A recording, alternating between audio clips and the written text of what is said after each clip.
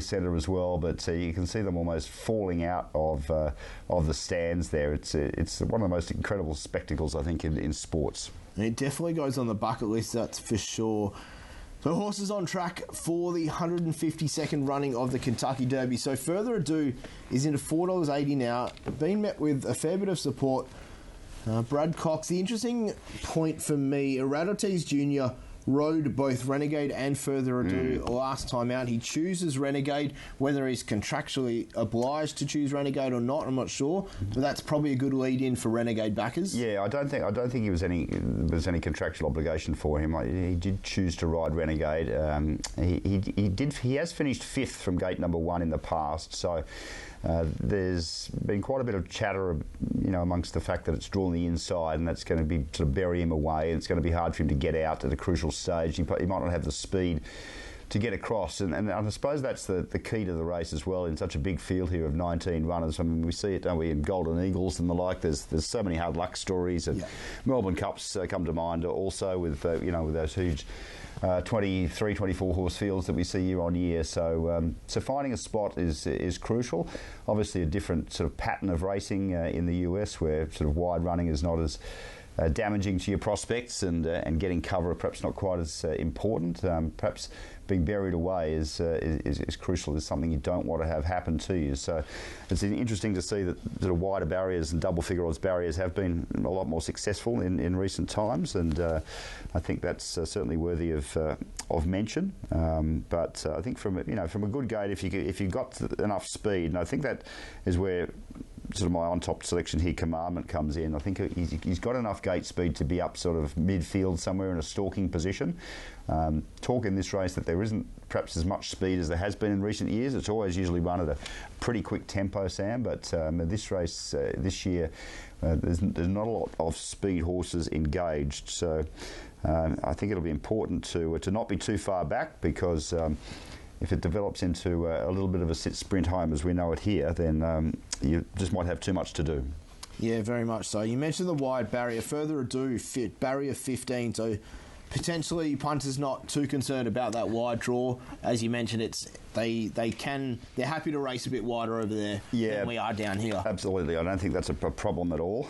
So I think, as we said, that Florida Derby coming, I think it's going to be one of the key form references. I think Chief Wallaby, Junior Alvarado, looking to make it back to back, and Bill Mott, he's come in for some support as well now at a 750 here on tab. I think he's a colt that's certainly strong, and we've seen that as well with his third placing there behind Commandment. And I think that represents the key form reference here in the race. So Chief Wallaby and Commandment. I know that a great friend from FanDuel, Dubs Anderson, who's been out to Australia quite a few times. He's pretty keen on emerging markets. Flavian Pratt for Chad Brown, who's only had the 2 starts, this colt, and not too many have been able to do it with just having their 3rd run in a race. We've mentioned a number of these runners here, with Riley Mott's Incredible Bolt. So the other one that he's gone around is certainly going around at big odds, and Wonder Dean, the other Japanese, at $21. Other horses like Six Speed at $51. Bob Baffert with Litmus Test, a 60 to 1 chance.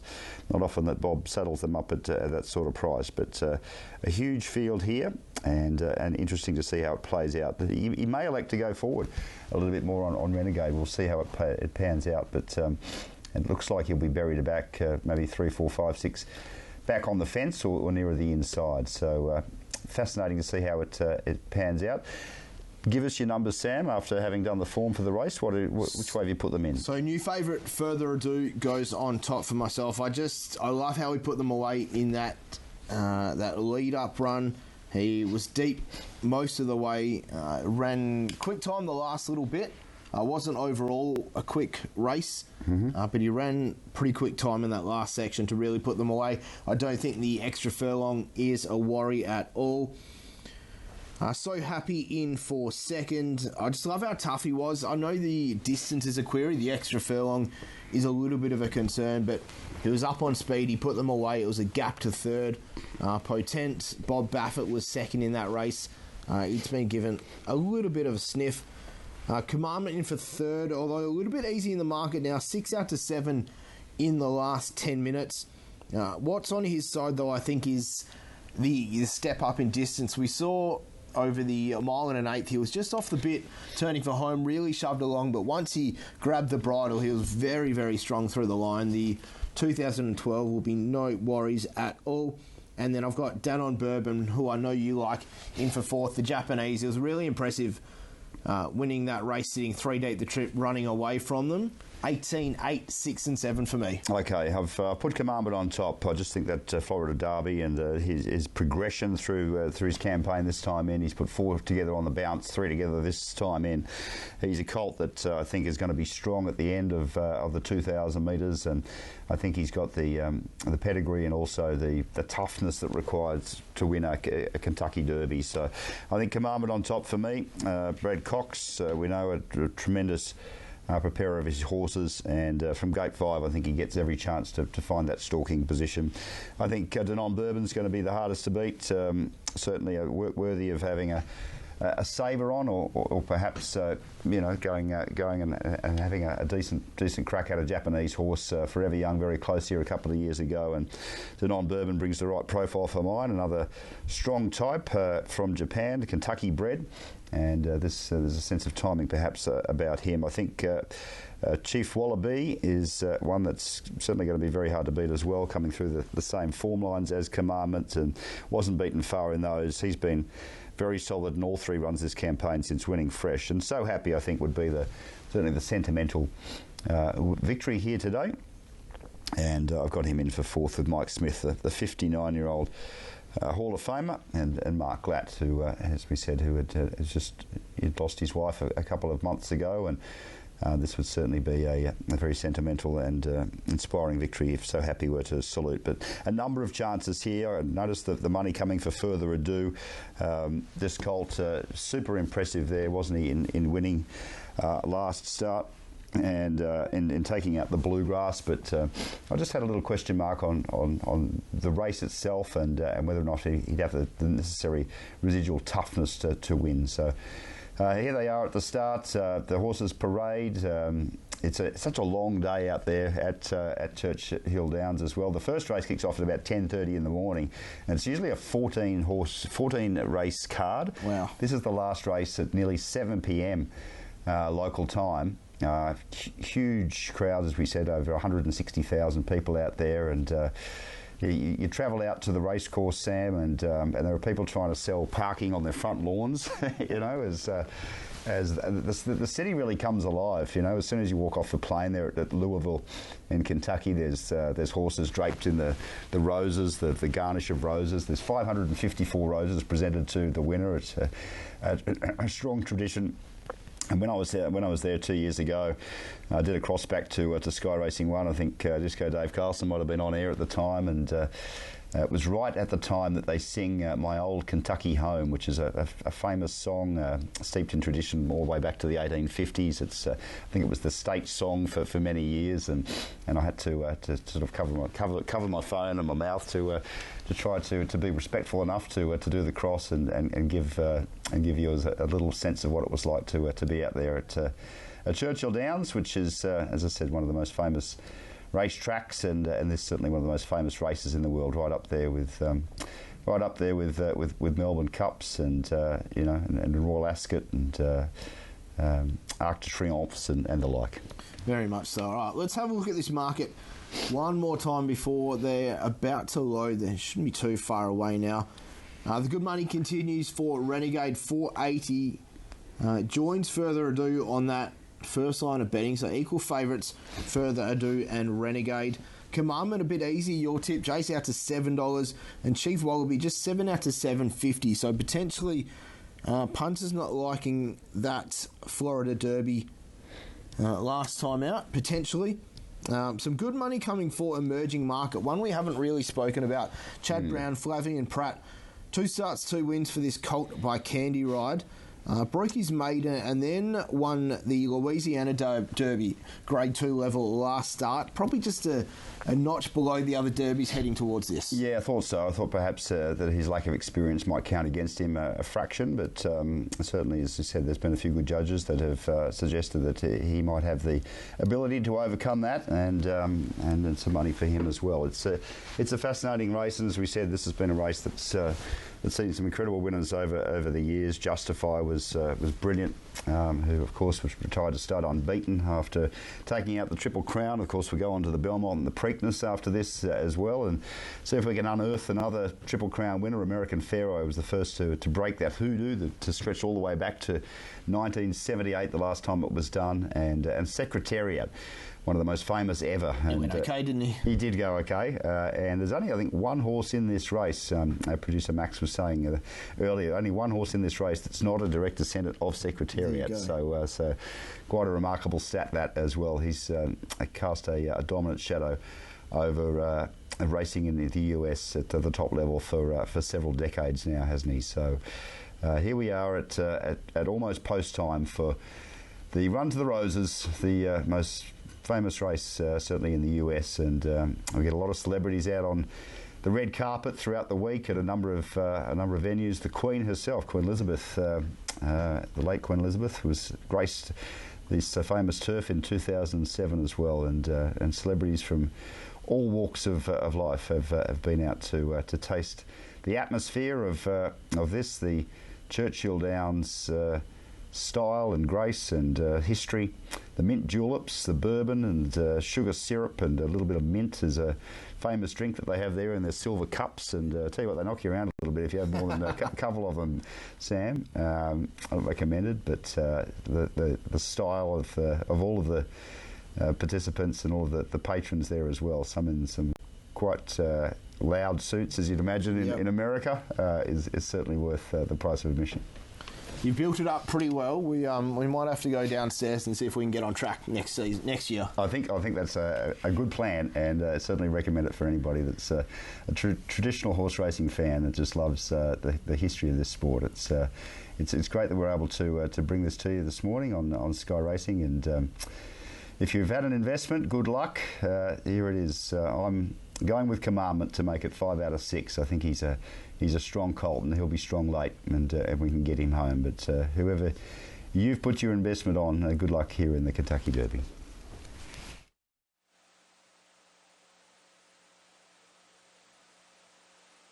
To look like he looked in the paddock with his neck bowed. He certainly looked like he was on the muscle there. He's a bigger body type of a horse as well. You know, maybe not as much of that longer kind of classic distance, but he looks really, really strong, James. He's one of those horses that's been right there in his past couple of races. And I'm really surprised to see him at 24-1. I think he's a liable contender from off the pace with some other deep closers like Full Effort and Silent Tactic coming out. I thought he'd get bed down a little bit. A lot of value on Golden Tempo, Megan. The 11, Incredible. I like this horse. He's a little bit light as well, though. He kind of has a similar look to Further Ado, who I was talking about. He is certainly very dappled out there. He's a horse who, though, got a little bit washy as I saw him come out onto the track. I didn't see him look very sweaty in the paddock, but it looks like the more that he was kind of going around, the hotter he got. And I do not remember him being that way in Virginia. Granted, it was pretty cold then because it had snowed 2 days before. But that, to me, gives me a little pause for concern. He is on his toes, though. Yeah, and he basically a horse for the course. Really, to me, he's more of a grinder, so I don't want to see Incredible back too far early on. I will say that I was really impressed by Chief Wallaby as well. He came out and kind of gave me that wow moment. He met up with the famous pony Harley, and the assistant trainer actually walked him out onto the track quite a while before he actually turned over the lead shank to the pony, because he looked like he was on his toes, and he just has, I think, the chance to take a step forward today. I really think the blinkers are going to put him heads above a lot of the other horses. I wasn't a huge fan of the Puma. I was excited for the connections, but I didn't think that was the strongest race, so I had my doubts about Chief Wallaby, but I really think the blinkers today could make the difference for him. Yeah, you never want to see equipment change in the Kentucky Derby, but if there's one person you trust to do so, it's Bill Mott, terrific horseman. He wants to keep Chief Wallaby more focused for the stretch drive. And I want to mention mention the 4-horse because we don't often see this. We saw it with one of the horses that ran in the Breeders' Cup, whose name is escaping me at the moment, but the 4-horse litmus test for Bob Baffert. This is a horse, if you watch him walk, he's actually kind of jogging on his toes right now. Refunds of all wagers beginning in this race. If you use number 21, Great White, consolation payouts in the double and pick 3 off prior races, pick 4, pick 5, and Derby City 6. Post-time favorite at final odds. Once again, a late scratch, number 21, Great White.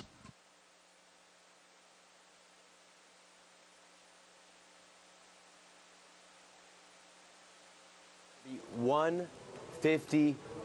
Everybody grab your mint julep, get your bets in, hold your tickets, and keep that dream alive. For 2 more minutes, we will see who the winner is this year in the Kentucky Derby.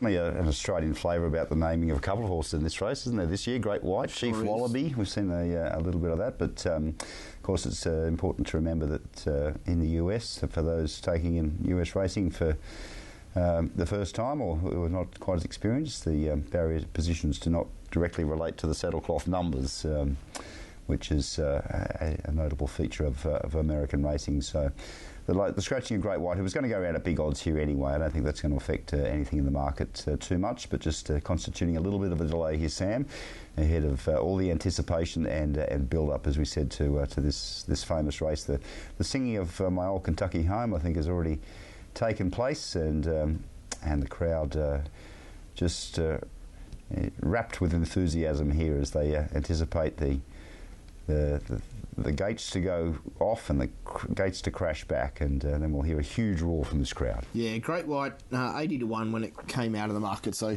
shouldn't be any deductions there. We did have 6 cents to win, 6 cents a place for the Puma, who came out a little bit earlier. It's a good start there, right on the crowd, right on that first sort of corner. Yeah. So they head down the straight past the huge crowd, past the Twin Spires. It's some sort of a sight. There's Further Ado, who's just about one of the last to go in. Renegade off the inside. Interesting to see where he gets to as almost favourite here, but Further Ado just shading him on the Australian tab fixed odds. So Churchill Downs Kentucky Derby, the Group 1 feature, one of the world's great spectacles, about to get underway here on Sky Racing.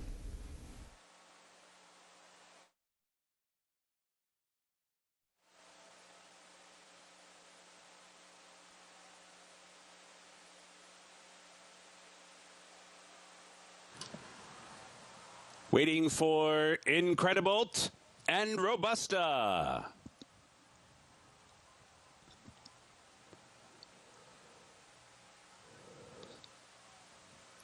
They're in the gate. And they're off in the Kentucky Derby. And a great start early for So Happy and Wonder Dean. Wonder Dean racing out there with speed, and so too 6 Speed from the far outside. And down toward the rail is Denon Bourbon, 4 across the track by the stands for the first time. And here comes 6 Speed with his speed, and 6 Speed leads the way with a circuit to go.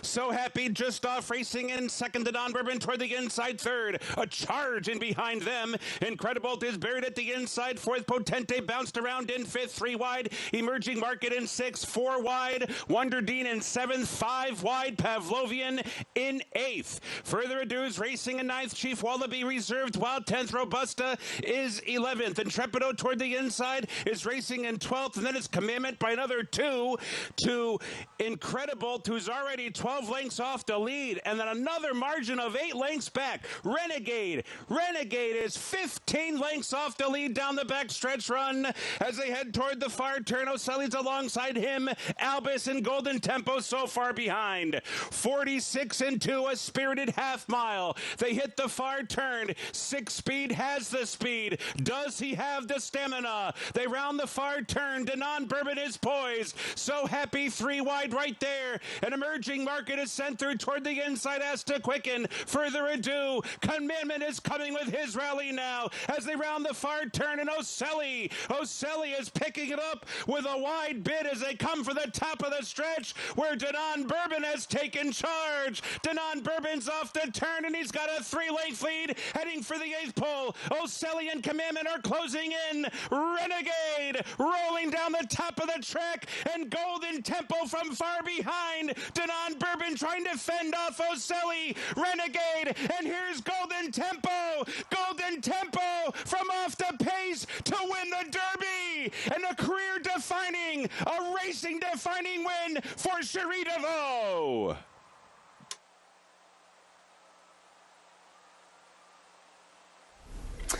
Golden Tempo, a $23 chance will take out the Kentucky Derby for Jose Ortiz and Cherie DeVaux.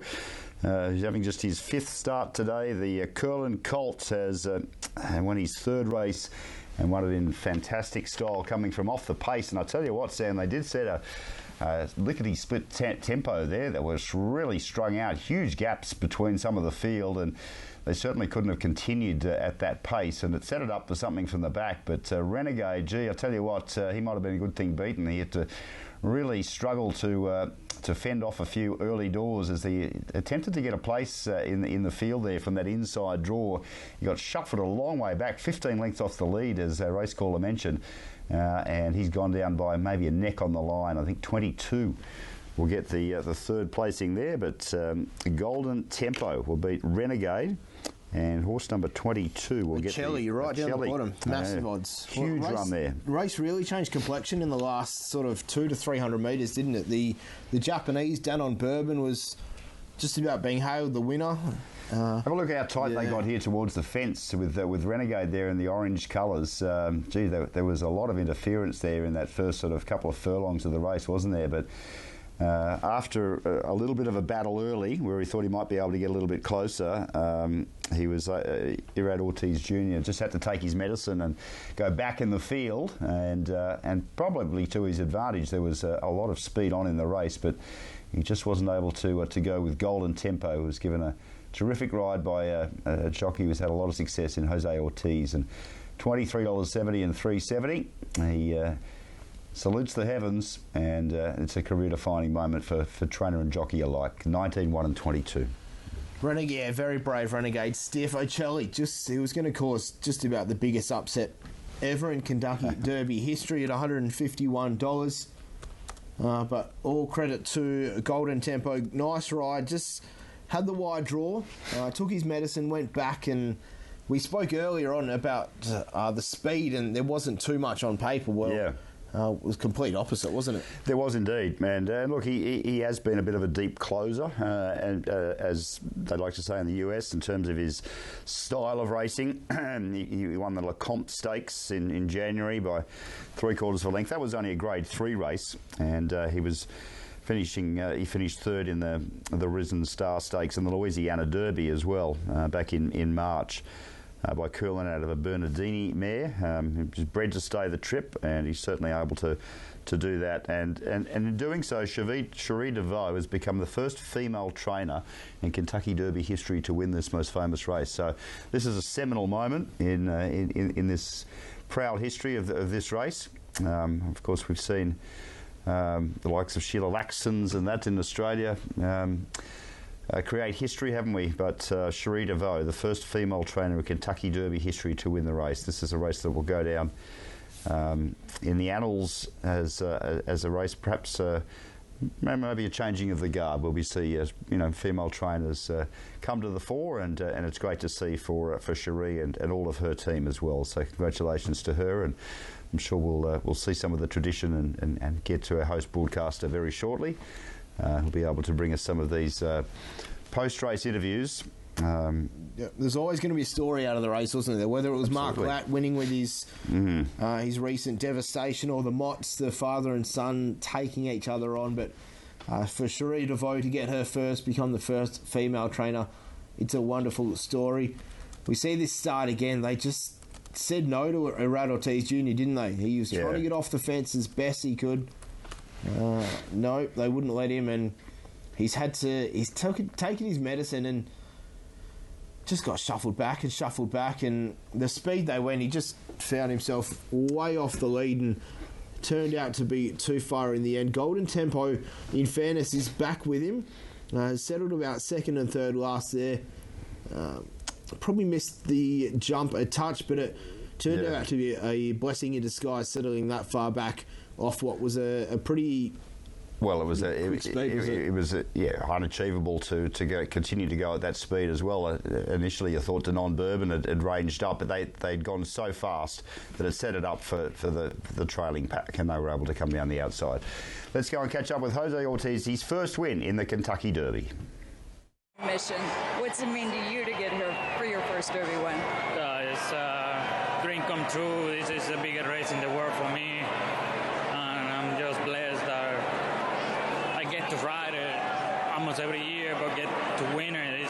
It's just special. And to have my mom and my dad here today is very special. I just wish my grandpa was here, but I know looking from heaven, just very happy that I get my goal, my life dream goal achieved, and it's just amazing experience. I can't wait to see my family and celebrate. Jose, I can see it means a lot to you as the tears stream down your face. Did you ever imagine that when you would get your first Kentucky Derby win, it would come down to a head-and-head battle between you and your brother, Irad? Not really. I mean,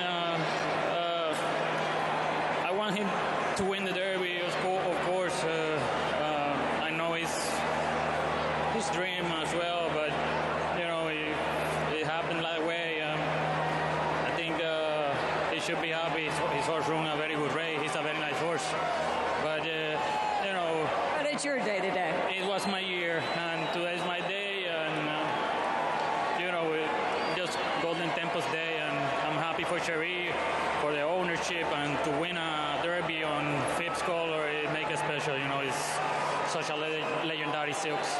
Jose, not just your day. You won the Kentucky Oaks yesterday, too. What does it mean to you to get that Oaks Kentucky Derby double? You already forgot about that.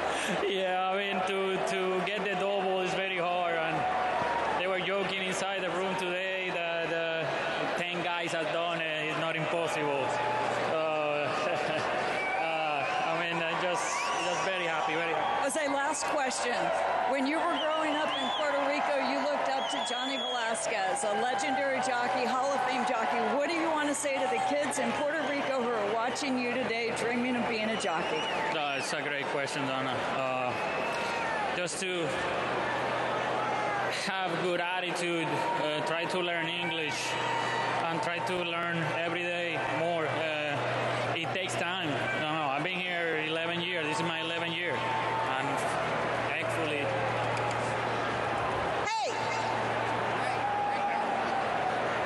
You're leaving out your incredible work ethic. Yeah, it takes time. You got to work, be responsible, respect people, and I know they got to know that I was sitting there 15 years ago in the same chair they sitting, so it's not impossible. All dreams come true. They just got to dream, but dream big. Jose, I'm happy to see this dream come true for you. Congratulations. Thank you. Mike. Donna, thanks for taking us to Special Plate. We spoke about the father and son possibilities in this race, Sam, a little while ago, but it's the brothers who've come together here today in the younger brother beating home his older brother Iraz on Renegade, who was certainly much further up in betting, but those two have had tremendous success. He mentioned his 11th year. He moved from his New York base to Kentucky in 2024. He was the leading rider at the Fairgrounds Racecourse in 2025 and has got on to great success. And that marks 2 years in the last 3 that we've seen the same jockey win the Kentucky Oaks Kentucky Derby double. Brian Hernandez Jr. did it with Torpedo Anna and Mystic Dan 2024 when I was there a couple of years ago. And now we've seen Jose Ortiz has been able to do it here as well in twice in 3 years. Quite remarkable. It's only been done 8 times in the history of this race, so going back nearly 152 years from today. So quite a remarkable achievement, and the pomp and tradition that follows is quite worth watching as well, with the adorning of the garland of roses, 554 roses, the horse, and the presentation ceremony. It continues on for quite some time as he takes in the magnitude of what he's done, Jose Ortiz, and comes back here to a crowd who will give him a rousing reception, I'm sure, albeit as a relative long shot. Renegade did everything but, and Uccelli's put in a huge effort to run out of his skin into third position, but beats his brother, as he said. Yes. Hopefully, Mum had the Quinella. Just a lazy $83.20 on the New South on the tote. So hopefully, Mum's had a bit of a fill up there. That's right, and I think the cameraman was getting a bit of a mouthful there, wasn't he, by our interviewer after interfering a little bit there and perhaps getting a little bit too close to the action. But he's about to dismount, and this will be a day that Jose remembers for the rest of his life. It's I guess the pinnacle. It's like winning a Melbourne Cup or an Everest for a jockey. I'd say it would for many, and look, certainly for the American jockeys, this is the pinnacle, no doubt about that. So I think we're about to get a little bit more post-race now, and hopefully we'll be able to pick up some of the presentation ceremony from the track and hear some of the post-race analysis and perhaps have an interview with Cherie as well, which would be fascinating to hear. Certainly worth listening to. Yeah. She's broken ground here at Churchill Downs today, the first female trainer to win a Kentucky Derby. We know how big it was when Sheila Laxon won her Melbourne Cup, and Michelle Payne won the Melbourne Cup on that roughie that day, as the name escapes me. Yeah. Prince of Penzance, yeah. Prince of Penzance, yes. Of course. So it's such a groundbreaking day. Hopefully we hear from her in just a moment. 19-1, 22 and 12 were the numbers across the line. Chief Wallaby getting up for fourth, just ahead of the Japanese down on Bourbon. It's going to be party time there in Kentucky tonight.